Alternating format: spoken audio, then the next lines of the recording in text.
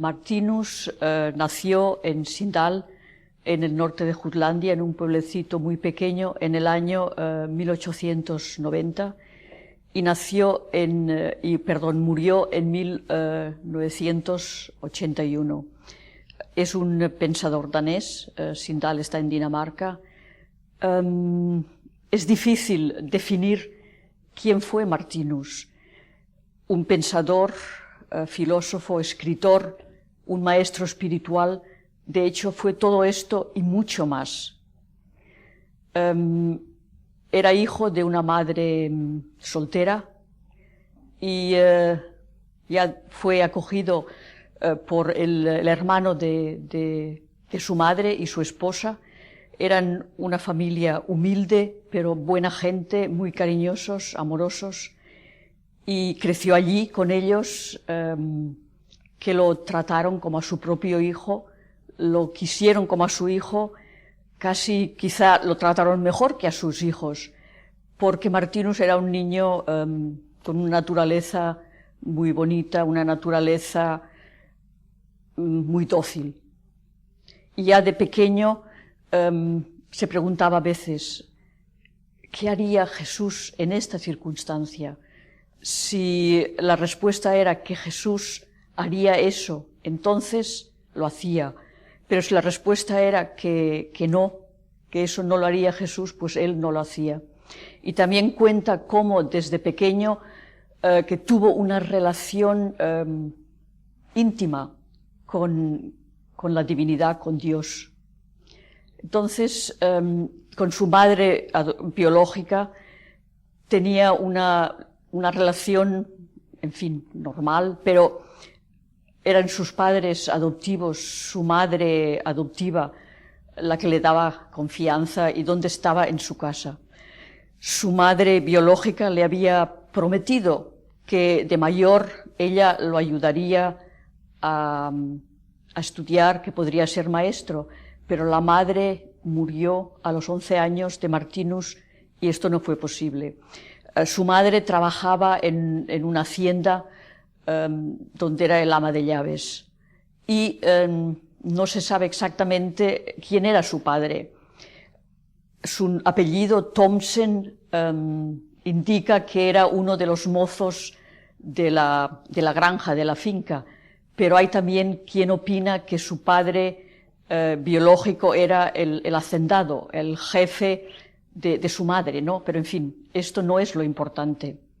Entonces, como hemos dicho, Martinus creció en esta familia, fue también a la escuela, pero tuvo una educación muy fundamental, porque también había que ayudar en los trabajos del campo, de la casa, los animales, etc.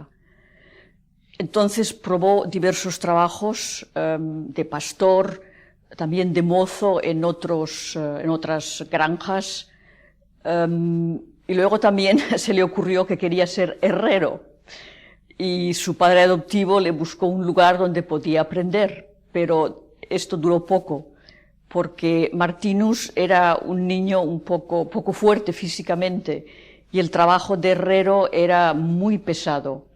Y además este herrero era un hombre bastante hosco y que decía palabrotas, y esto a Martinus no le iba bien, ¿no? Y luego dejó este trabajo y finalmente estudió, se formó para para trabajar en una central lechera. Y de este modo trabajó en diversas centrales lecheras de Jutlandia y también en Selandia, hasta que le llegó el momento de hacer su servicio militar. Fue llamado a filas. Él dice que en esta época todavía no se podía dejar de ser militar, ¿no? Era una obligación, ¿no? Y entonces, afortunadamente, nos dice, nunca llevó armas, porque se le asignó que fuera el asistente de uno de los oficiales y su trabajo consistía en preparar la ropa, lustrarle las botas, etcétera, ¿no? O sea que de esta manera dice que afortunadamente nunca llevó armas. Terminó esta época de servicio militar y entonces ya lo mandaron a casa, pero poco después, a causa de la Primera Guerra Mundial que había estallado en Europa, lo llamaron de nuevo a filas. Dinamarca no entró activamente en la guerra, pero tenían un ejército de reserva por si había necesidad. Pero afortunadamente también a Martinus lo mandaron de nuevo a casa porque tenía problemas con sus dientes y lo mandaron a casa sin tenerlo en el cuartel. Después de esto se mudó a vivir en Copenhague. Allí tuvo varios trabajos de guardia de noche, cartero, y luego encontró trabajo en una central lechera muy conocida de Copenhague, Enigheden, y allí trabajó en las oficinas. Y es allí que un compañero le prestó un libro que un amigo de él le había prestado. Y este libro fue el que hizo que una transformación espiritual de su conciencia tuviese lugar. Era un libro que explicaba cómo meditar y Martinus intentó probarlo. Voy a leer el texto que él mismo escribe sobre esta transformación, cómo tuvo lugar. Martinus dice: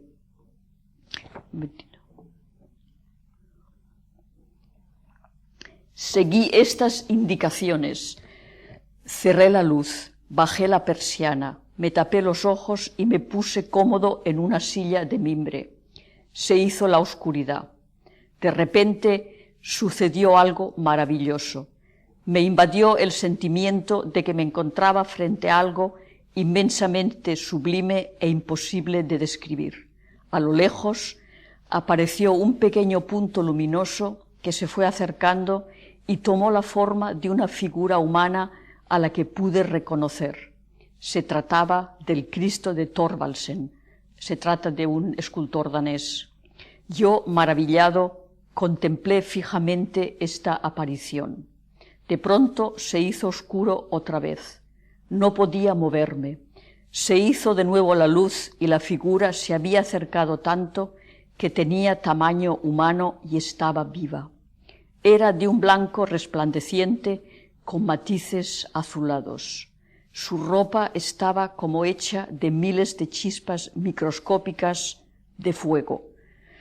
La luz era tan viva e intensa que me recordó las pequeñas bengalas que se usan en Dinamarca en Navidades.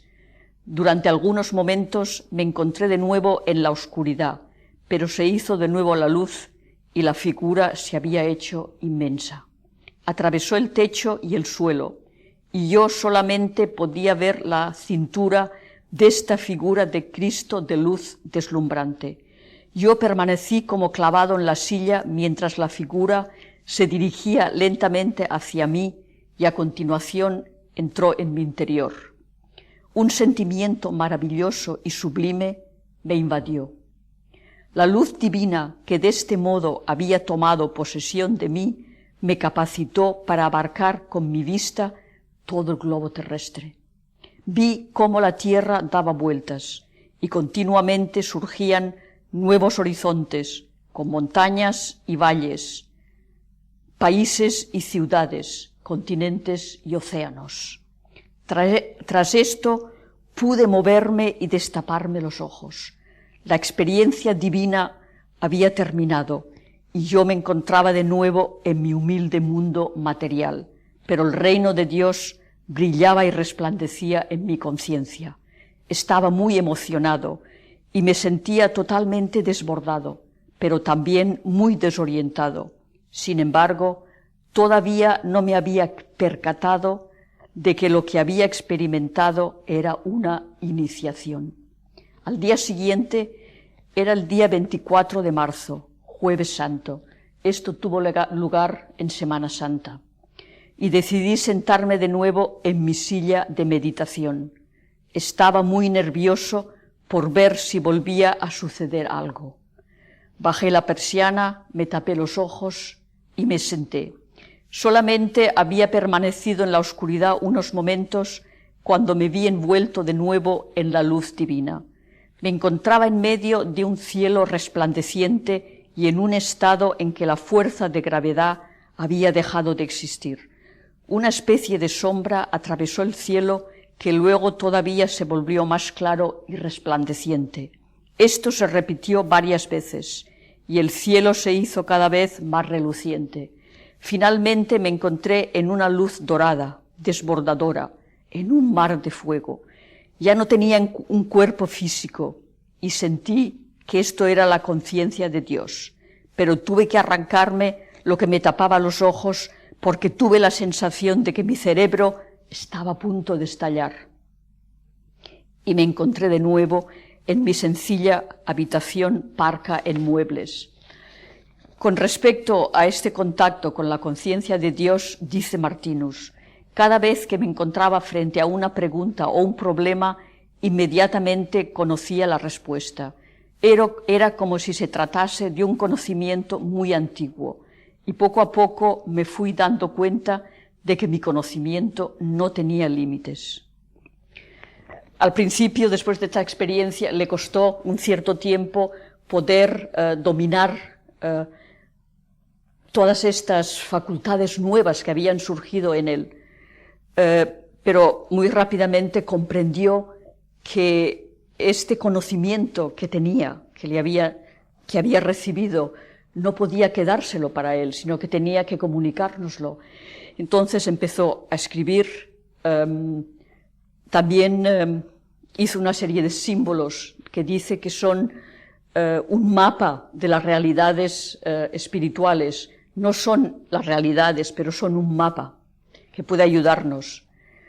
También empezó a dar conferencias, una serie de personas interesadas en su mensaje empezaron a reunirse a su alrededor.